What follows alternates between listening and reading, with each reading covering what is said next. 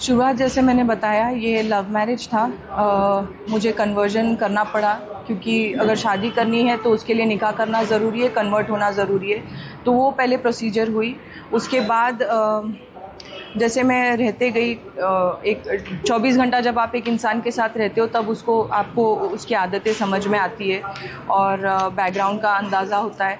वैसे चीज़ें समझते आई। मैंने बहुत बार कोशिश की कि मैं इससे बाहर निकलूं, लेकिन कई बार मैंने ऐसा सोचा कि अब जब मैंने डिसीजन ले लिया है या मेरा बच्चा है तो मुझे कहीं ना कहीं कोशिश करनी चाहिए कि ये रिश्ता आगे जाए। लेकिन एक लिमिट होती है टॉलरेट करने की, सहन करने की, जो मेरी ख़त्म हो चुकी है। क्योंकि 24 घंटा जब आपको गालियों के अलावा बातें नहीं सुनने मिलती, मारपीट के अलावा बिना कोई गलती के मारपीट की जाती है आपके साथ और जिसकी आपको आदत नहीं होती है, तो वो नॉर्मलाइज हो जाती है वो चीज़ें। और मैं नहीं चाहती थी कि मेरे बच्चों के सामने ये सब हो। उनकी आज उम्र बढ़ते जा रही है और मैं नहीं चाहती थी कि उनको वो ट्रॉमा लाइफ टाइम के लिए बैठे कि उनका फैमिली सिचुएशन इतना ख़राब है। मैं वो नहीं चाहती थी, इसीलिए मैंने ये डिसीजन आज लिया है। मैंने ट्राई किया बहुत बार, लेकिन वो सॉरी मैनिपुलेशन के चक्कर में कई बार फिर मैं वापस गई सोच के कि जाने दो, एक मौका और दे देते हैं। करते करते 10 साल हो गए, लेकिन आज मेरी ताकत ख़त्म हो चुकी है। आपने कहा कि लव मैरिज किया था, लेकिन जिस प्रकार से आपको मैनिपुलेट किया, आपको लगता है कि एक लव जिहाद का एक आपका मामला है? डेफिनेटली है। कई लोग इस पे मना भी करते हैं और बोलते हैं कि जब इसने खुद ही किया है तो आज क्या बोलना। लेकिन जब किया था तब इतनी समझ नहीं थी। मैं एक भरोसे से गई थी, एक अच्छा इंसान है समझ के गई थी। इतना बड़ा डिसीजन मैंने लिया था, नहीं तो मैं नहीं लेती।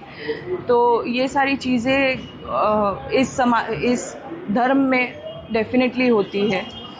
शादी से पहले क्या करती थी आप? शादी से पहले आप क्या करती थी? इनके संपर्क में कैसे आए? शादी से पहले जब मेरी शादी हुई तब मैं पैजेंट्री में थी और ट्रेनिंग ली थी। मैंने मास्टर्स किया हुआ है, डिप्लोमा एंड मास्टर्स किया हुआ है एविएशन में।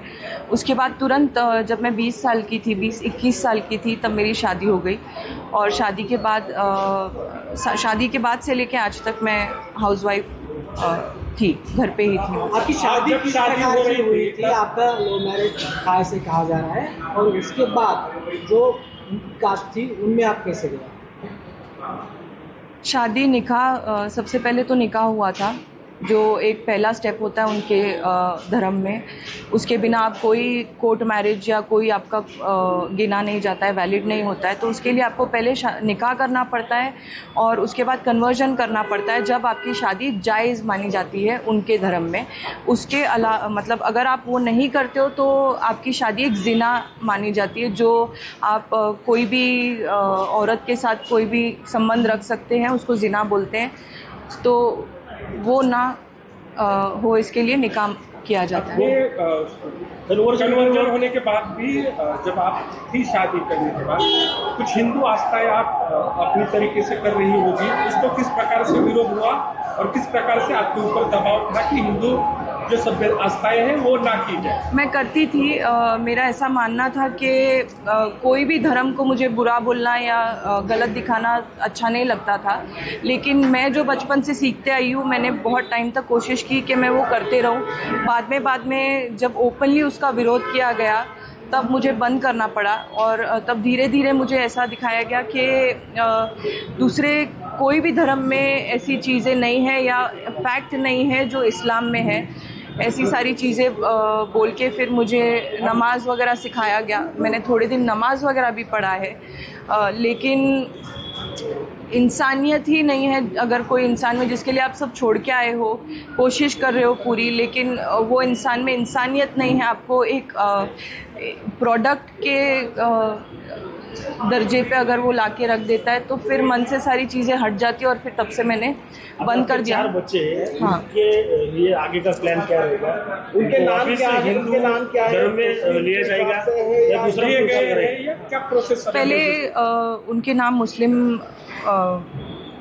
मुस्लिम के हिसाब से रखे गए थे। आरिस, फातिमा, खालिद और गाजी ऐसे नाम रखे गए थे। जब मैं वापस आई तो मैंने अभी ये उनके ऑफिशियली सारे नाम वगैरह डॉक्यूमेंटेशन के लिए स्कूल्स के लिए मुझे चेंज करने पड़े और वो मैंने करके लिए ताकि उनको ये मालूम रहे कि वो किस धर्म के हैं।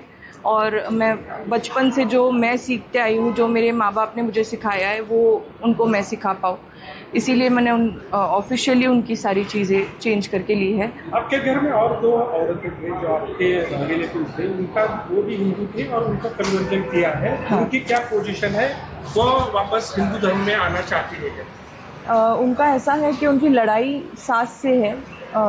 जो बड़ी वाली है जेठानी, उसका कोई प्रॉब्लम नहीं है, उसने हैप्पीली एक्सेप्ट कर लिया है, वो बुर्का वगैरह पहनती है जो उसकी पर्सनल चॉइस है।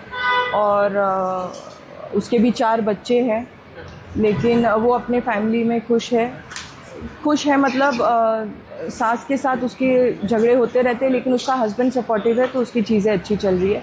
3rd नंबर वाली जो है उसको प्रॉब्लम है, उसको सेम चीज़ें हुई गई है उसके साथ।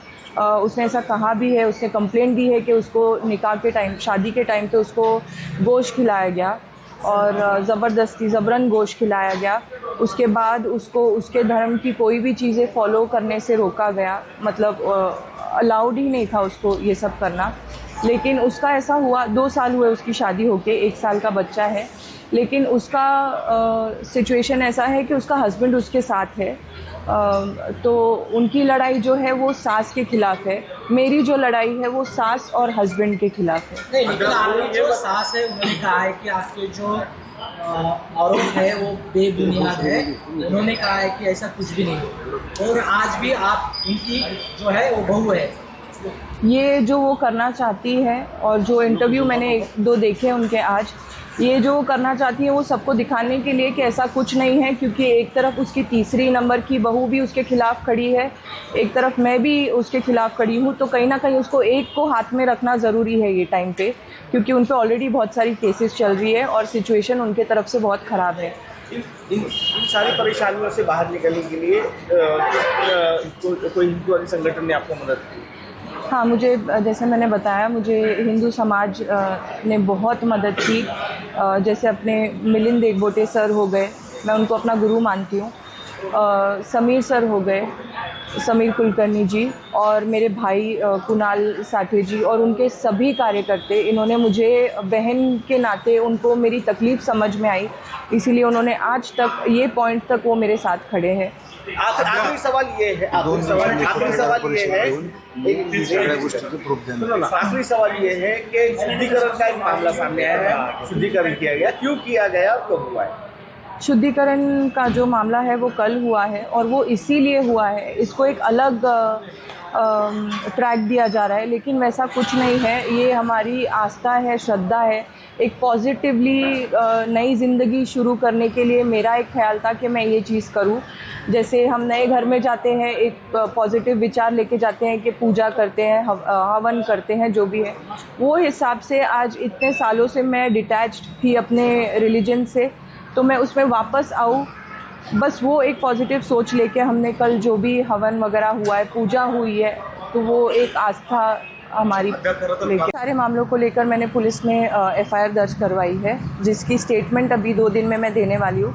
मेरे सेफ्टी इश्यूज़ के वजह से और बच्चों की कुछ सेफ्टी के वजह से मैं बॉम्बे नहीं जा पाई, लेकिन पुलिस प्रशासन से मुझे इतनी सहायता मिली है कि मुझे पुणे में उन लोग आके मेरी स्टेटमेंट लेने वाले हैं।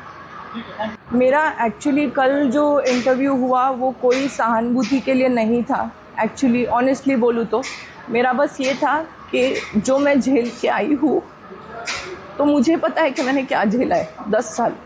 मैं लोगों को बता सकती हूँ। मैंने कल ओपनली बहुत सारी चीज़ें बोली नहीं, मेरे पास बहुत है बोलने के लिए, 10 साल के प्रूफ्स है, लेकिन मैंने दिए नहीं, क्योंकि मेरे वो संस्कार ही नहीं है कि मैं इतनी गंदी इस पे जाऊँ। लेकिन मेरा ये बोलना है सारी लड़कियों से, जो कोई पीड़ित है या जिसको ऐसे कोई प्रॉब्लम्स है, तो वो प्लीज़ बाहर निकल के बोले। उनके सपोर्ट के लिए बहुत सारे लोग हैं जो उनके लिए खड़े हैं, तो वो बाहर निकल के बोले। इससे दूसरे लड़कियों को, औरतों को इंस्पिरेशन मिलेगा, कहीं ना कहीं ताकत मिलेगी।